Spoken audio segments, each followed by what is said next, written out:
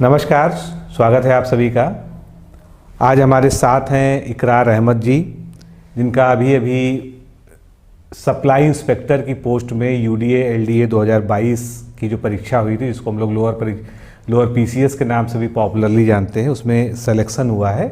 आप सीतापुर जनपद से आते हैं और आपने इससे पहले बहुत सारे एग्ज़ाम दिए हैं, क्रैक भी किए हैं, काफ़ी सफलताएँ भी मिली, असफलताएँ भी मिली हैं, और इसीलिए जो है इनका ये चयन महत्वपूर्ण है, क्योंकि इनको एक पड़ाव मिल गया है फ़िलहाल स्थिर होकर आगे की तैयारियों को जारी रखने का।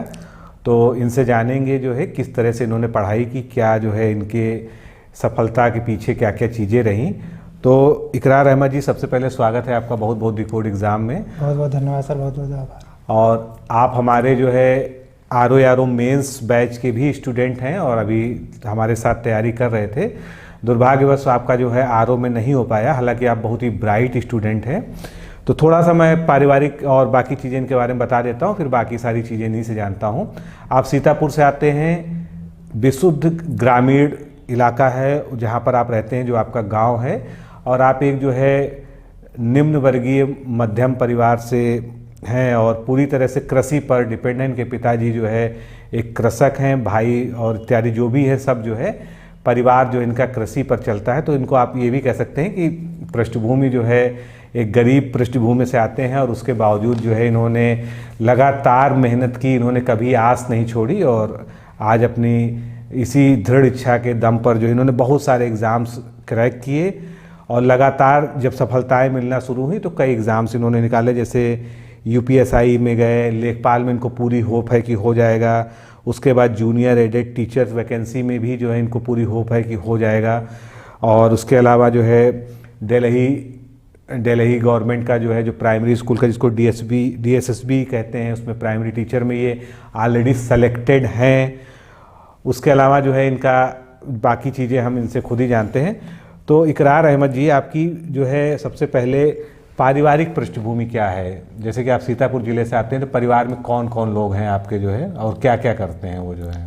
सर, मैं बिल्कुल ही एक ग्रामीण पृष्ठभूमि से संबंध रखता हूँ। सीतापुर जिले का निवासी हूँ, लहरपुर तहसील से। अच्छा। और मेरे पिता का नाम श्री नबी अहमद है, और मेरे परिवार में माता पिता और 3 भाई मुझसे बड़े हैं, एक छोटा भाई है, और बड़े भाई स्वास्थ्य विभाग में कार्यरत हैं। बाकी भाई वर्तमान में भी अपनी तैयारी कर रहे हैं और निरंतर मेरा सहयोग करते रहते हैं।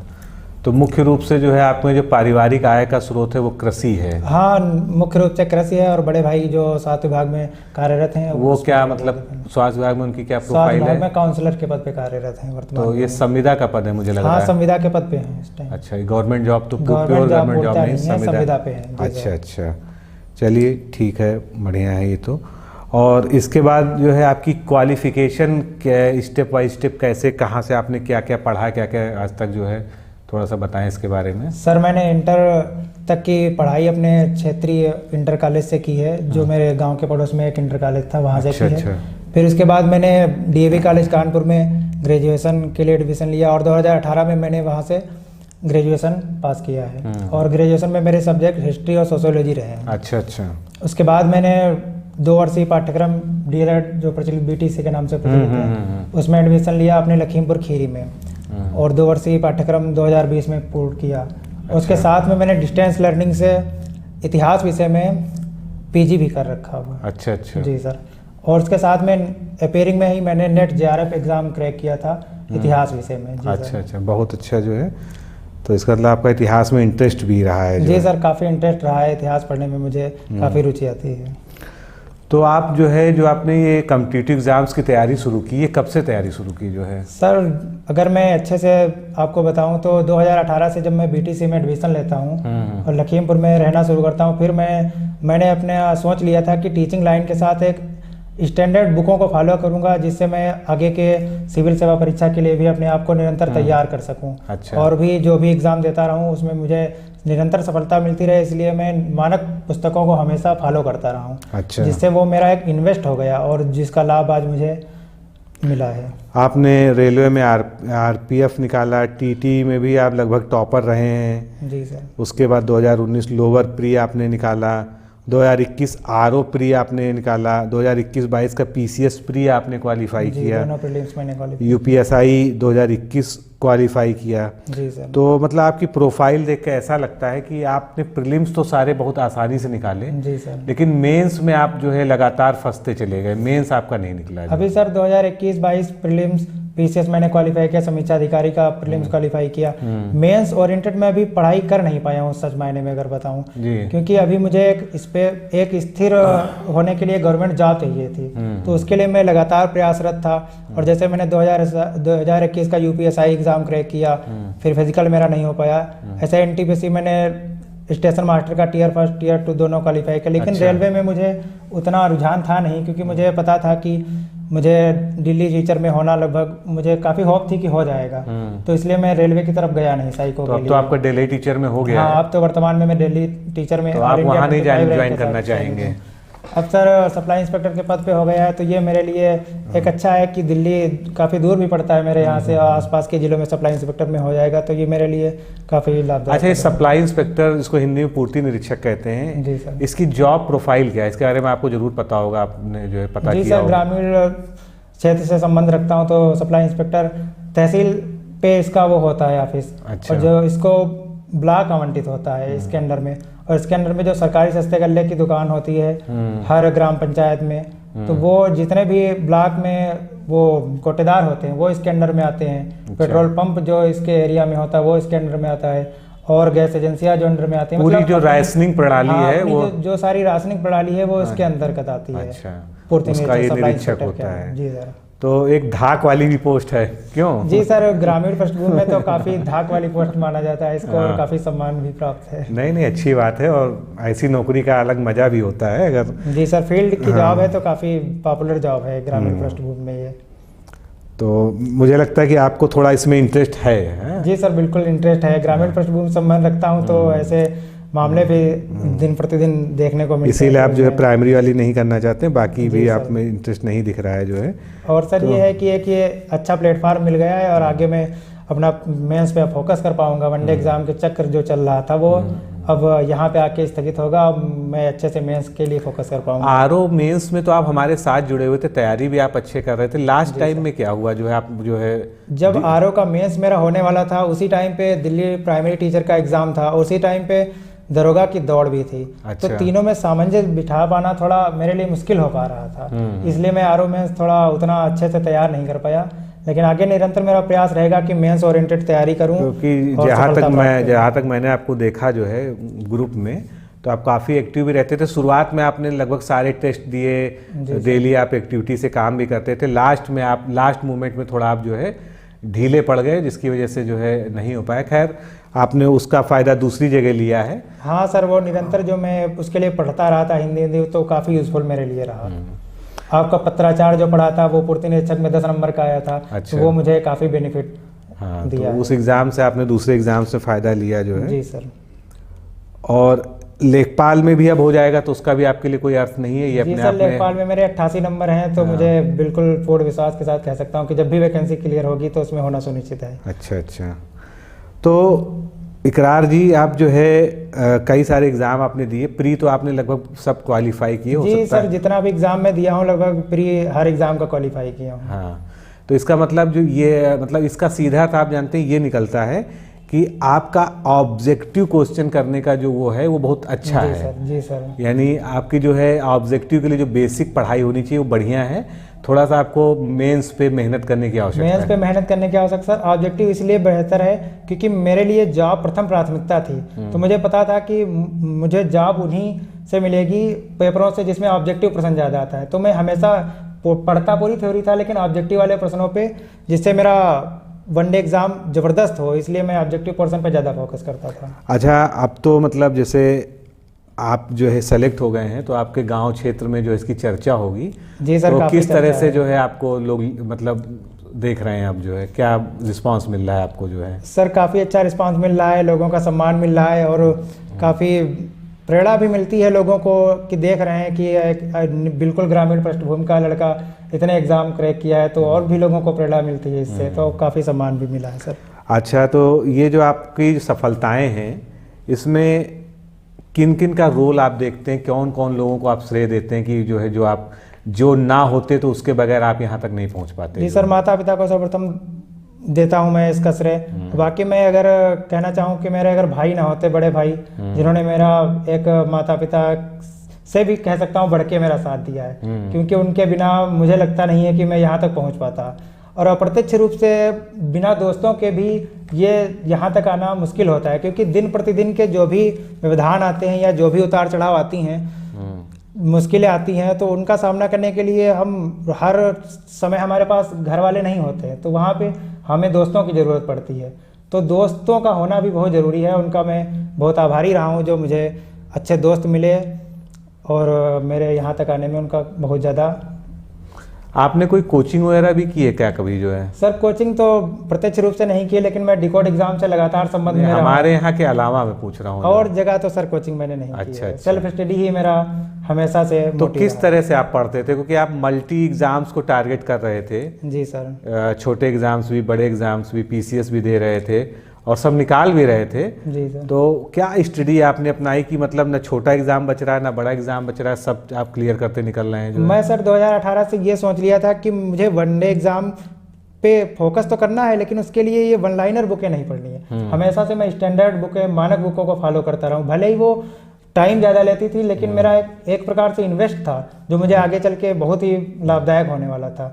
तो मैं हर चीज़ को जड़ से पढ़ता था, भले ही वो ज़्यादा टाइम ले, लेकिन स्टैंडर्ड बुकों को फॉलो करता था। तो जैसे कुछ बुक्स का एग्जांपल दीजिए, सामान्य अध्ययन वगैरह के लिए, हिस्ट्री, ज्योग्राफी, ये सब जो है क्या क्या पढ़ा? हिस्ट्री में मैं नेट जेआरएफ किया हूँ तो बहुत ढेर सारी बुकें पढ़ रखी हैं। हाँ, वो तो आपने वो समझ लीजिए रिसर्च कर डाली इसमें। बिल्कुल काफ़ी ज़्यादा बुकें पढ़ रखी हैं। बाकी पॉलिटी के लिए मैं लक्ष्मीकांत परीक्षावाड़ी दोनों पढ़ा हूँ, क्योंकि लक्ष्मीकांत पहले अंडरस्टैंडिंग के लिए ज़बरदस्त थी, बाद में वनडे में मेरा फोकस था, तो इसलिए परीक्षावाड़ी भी काफ़ी मुझे बेनिफिट किया है। साइंस का कैसा रहता था आपका जो? साइंस मैंने लूसेंट से कवर की है। लूसेंट की एक साइंस की अलग से आती है, फिर उसके बाद में घटना चक्र साइंस की जो पुनरावलोकन की आती है, उसका मल्टीपल टाइम रिवीजन किया है सर। तो मेरा साइंस बैकग्राउंड ना होते हुए भी मैं मतलब क्वेश्चन को अच्छे से टैकल कर पाता था इतना करने के बाद। इसके बाद जो है जैसे समीक्षा अधिकारी की बात कर लें जो है, तो आपने सामान्य अध्ययन के बारे में बताया। करंट अफेयर्स का जो है कैसे करते थे आप जो है? करंट अफेयर सर मैं निरंतर, पहली बात तो किसी ना किसी यूट्यूब चैनल के उसमें एक को प्रेफर कर लेता था, फिर लगातार उसकी वीडियो देखता था।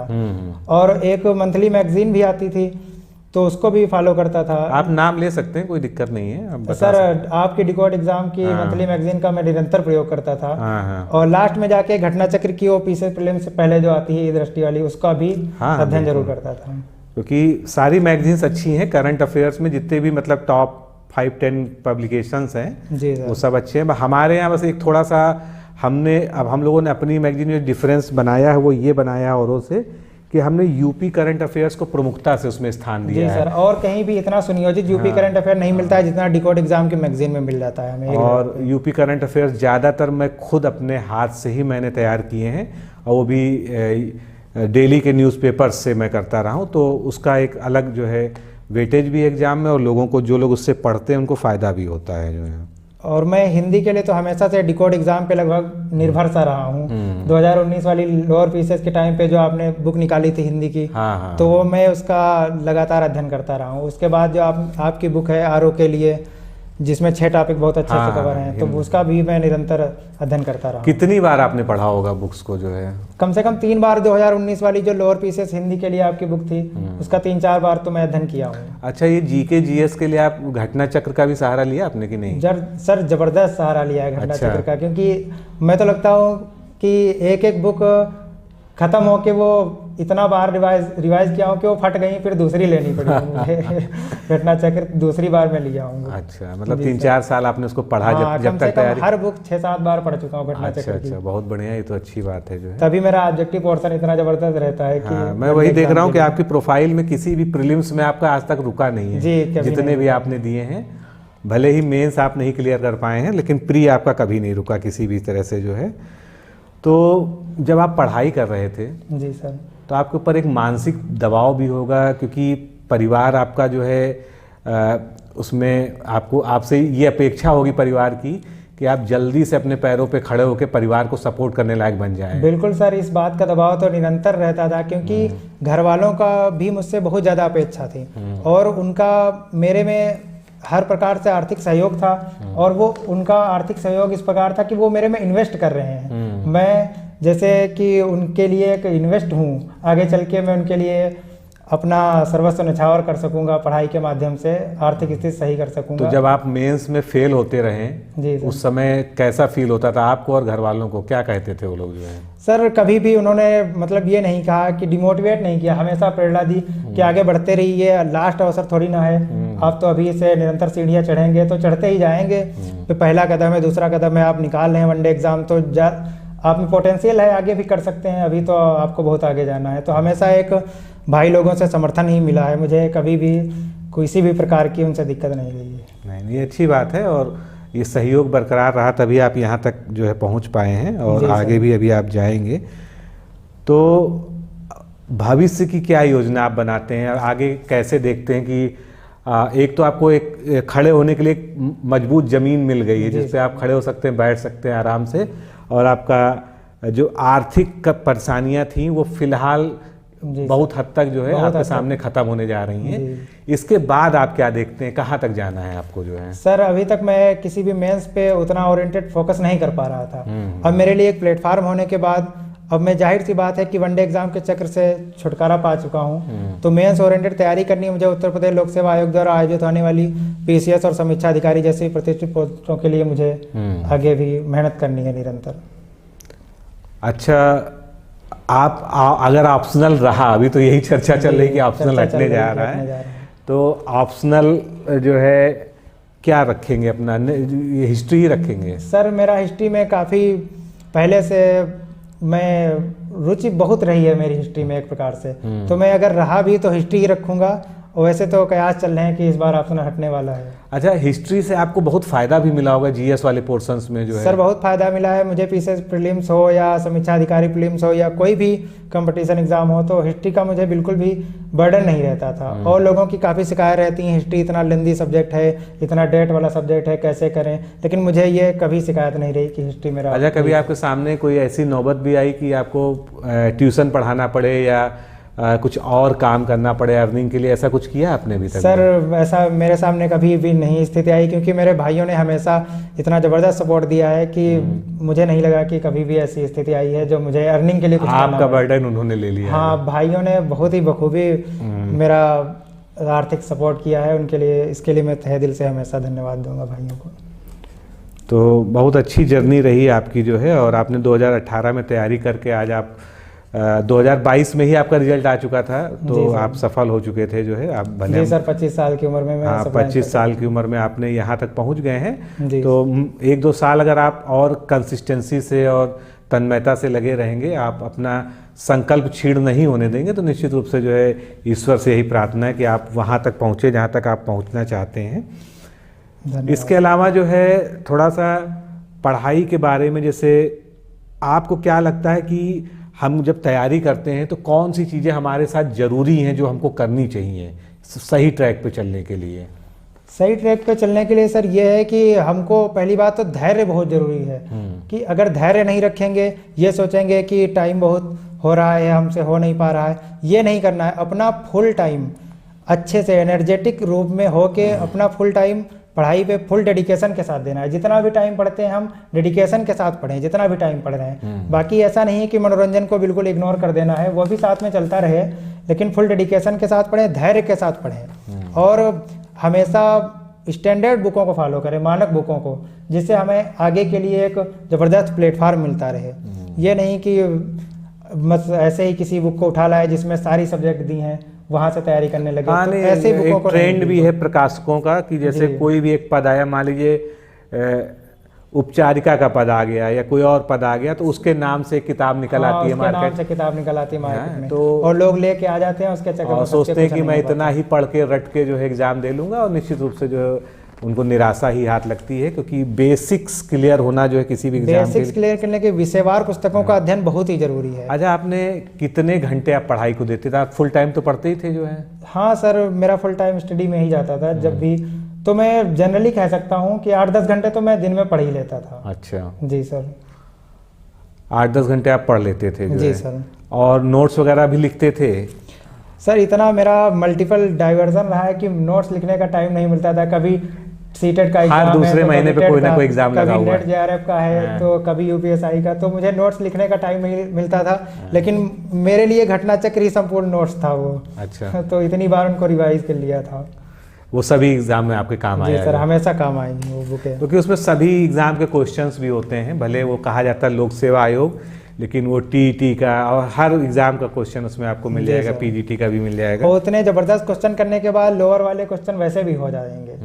अगर आप उस स्टैंडर्ड के क्वेश्चन हल कर रहे हैं तो नीचे वाले क्वेश्चन जाहिर सी बात हो अच्छा, जाएंगे। लोअर पीसीएस में ये जो आपका एग्जाम हुआ है यूडीए एलडीए, जी, तो इसमें आपका कितना कट ऑफ रहा होगा जो आप सप्लाई इंस्पेक्टर बन गए जो है? कट ऑफ सर इसमें बहुत हाई रहा था। 88.75 पे सिलेक्शन हुआ है अंतिम चयन। अच्छा, इसका वो कट ऑफ जारी हो चुका है ना? जी। तो आपका वो मतलब इससे ऊपर रहा होगा जो जी है? मेरा 89.25 था। अच्छा, तो कुछ रैंकिंग वगैरह भी जारी हुई थी क्या? रैंक के हिसाब से सर नहीं आया है रिजल्ट इसका। अच्छा अच्छा, बस ऐसे ही आया है। चलिए, तो मतलब आपने गला काट प्रतिस्पर्धा में भी जो है अच्छा परफॉर्मेंस किया है जो है? जी सर, सिर्फ 45 वैकेंसी थी सप्लाई इंस्पेक्टर की। अच्छा, जी सर। तब तो काफी कम थी भाई, मतलब। हाँ, पेट के थ्रू इसका वो हुआ था तो 86 प्लस जिसका और पेट में इसके नंबर लिए था, वही योग्यता क्या qualify मांगी हुआ गई था। थी? सामान्य स्नातक? जी सर, सामान्य स्नातक के साथ पीईटी में बैठा हुआ होना चाहिए। हाँ, वो तो खैर यूपी ट्रिपल में सभी में कंपलसरी है। जी। तो भी मतलब सामान्य स्नातक की पोस्ट में 45 के अगेंस्ट बहुत सारे फॉर्म पड़े होंगे। जी सर, काफी बहुत। और मेंस भी बहुत सारे लोगों ने दिया होगा जो है। जी सर। मेंस तो यही है, मगर पीटी तो खैर प्री होता ही है जो है। तो ये जो एग्ज़ाम आपके सारे हुए हैं, अब आप जो है पीसीएस में और आगे बड़े एग्ज़ाम्स को फोकस करना चाहते हैं, खासकर जो है मेंस बेस्ड एग्ज़ाम जो है। जी सर। तो कब से तैयारी शुरू कर रहे हैं या पढ़ना शुरू कर चुके हैं? सर अभी तो पढ़ना नहीं शुरू किए थे क्योंकि खुशियों का इस टाइम दौर चल रहा था तो दोस्तों से मिलना जुलना, सर लोगों से मिलना जुलना, तो ये चल रहा था। लेकिन ये है कि हाँ, कुछ दिनों के बाद अपना पढ़ाई फिर से आरंभ करेंगे। आरओ में आप हमारे बैच में रहे हैं और फिर से आपको इनरोल कर लिया जाएगा। आप आरओ की फिर से विधिवत तैयारी कीजिए, पीसीएस के लिए भी तैयारी कीजिए, और संभवतः अब ऑप्शनल हट जाएगा तो अब बहुत बड़ा फ़र्क जो है नहीं रह जाएगा आरओ और उसमें जो है। भले ही मेंस का थोड़ा सा पैटर्न उसका अलग रहेगा। तो मैं आपको जो है आपके उज्जवल भविष्य के लिए शुभकामनाएं भी देता हूं, और सभी लोग जो आपको सुन रहे हैं उनकी तरफ से भी जो है यही चाहते हैं कि आपने जो है एक जैसी ग्रामीण और गरीबी वाली पृष्ठभूमि से उठकर जो है आप यहाँ तक पहुँचे हैं, तो आप इसको डिज़र्व करते थे। और मैं ये भी ईश्वर से प्रार्थना करता हूँ कि आप इसके ऊपर जाएं और फिर एक ऐसा मौका आए कि आप यहाँ पर आएँ हमारे पास जो है मिठाई का डिब्बा लेके, और अगली खुशखबरी सुनाएं कि मेरा समीक्षा अधिकारी में या एसडीएम में या डिप्टी एसपी में सिलेक्शन हो गया है। तो इन्हीं शुभकामनाओं के साथ जो है आपको फिर से एक बार बहुत बहुत बधाई हो। और हम लोग अब आज का साक्षात्कार बंद करते हैं। जो भी कमेंट होंगे उसका ज़रा रिप्लाई कर दीजिएगा, जिससे जो है जो लोग आपके भाई बहन इस वीडियो को देख रहे हैं वो भी जो है प्रोत्साहित हो सकें। तो सभी को धन्यवाद, नमस्कार।